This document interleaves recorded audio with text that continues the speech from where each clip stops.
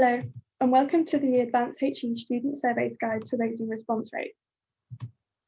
So in this video, we're going to cover a number of actions you can take to boost response rates at the different times in the year. That's before the surveys launch, during the fieldwork period, and after the surveys have closed. Some of the tips I will share today come from members of our Response Rates Advisory Group, so thank you to those of you who are involved in that and who've sent me your hints and tips. Other tips come from our experience of working on the surveys, and all can be found in the Response Rates Guide. So we'll start with the things you can do prior to the launch of the surveys. The first thing you may wish to consider before launching the surveys is engaging with key staff members, such as heads of departments, to gain their buy-in. You can use the sample emails provided in the marketing pack to share information about the surveys with staff. You could offer to present on the survey and invite staff to contribute by selecting institutional questions, if appropriate. You could also provide PowerPoint slides for staff to incorporate at the end of a lecture or seminar to publicise the surveys. This is an example from our marketing materials pack.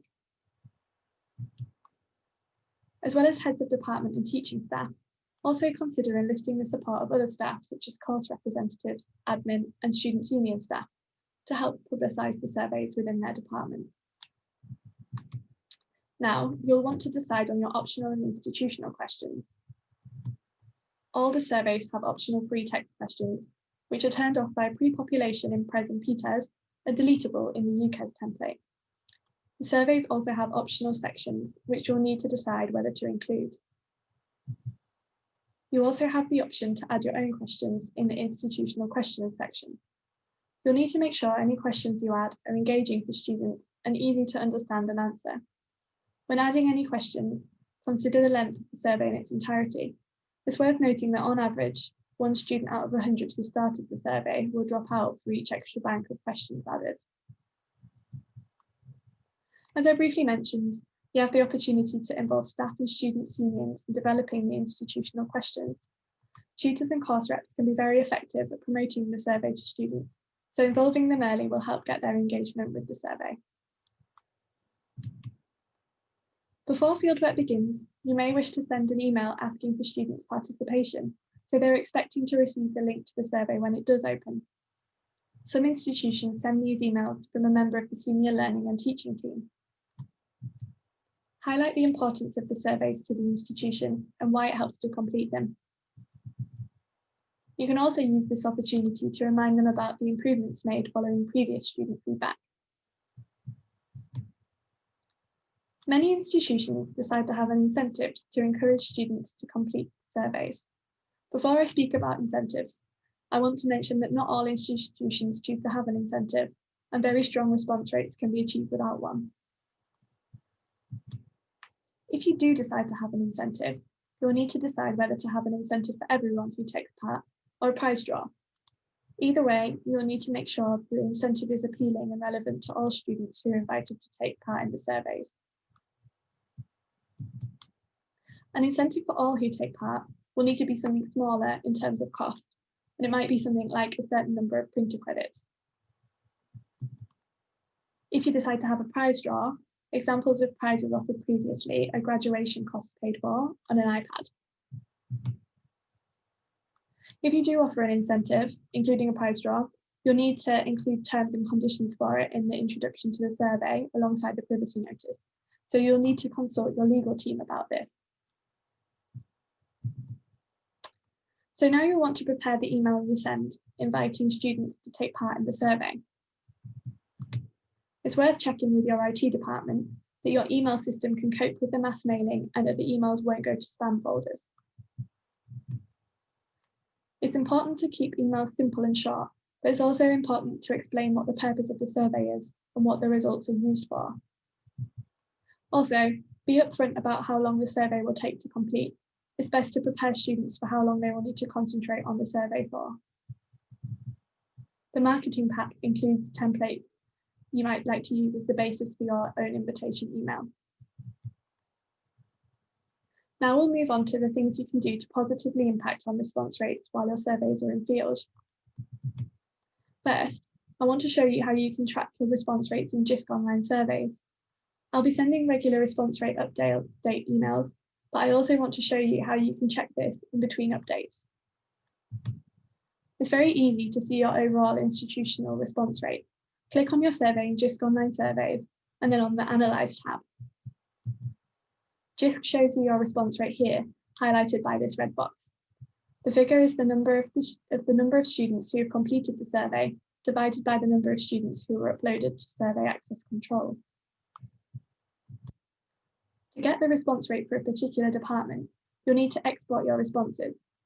You'll then need to identify how many of the responses are from the department of interest and divide that by the number of students from that department who were invited to complete the survey.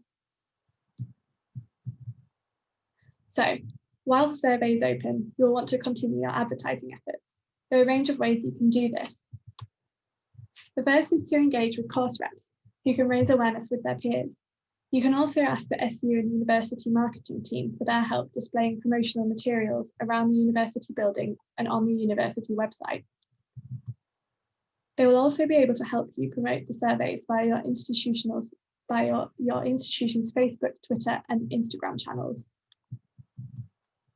Having a personal touch, making sure that students hear about the survey from their course mates and/or staff they know, can only help to boost response rates.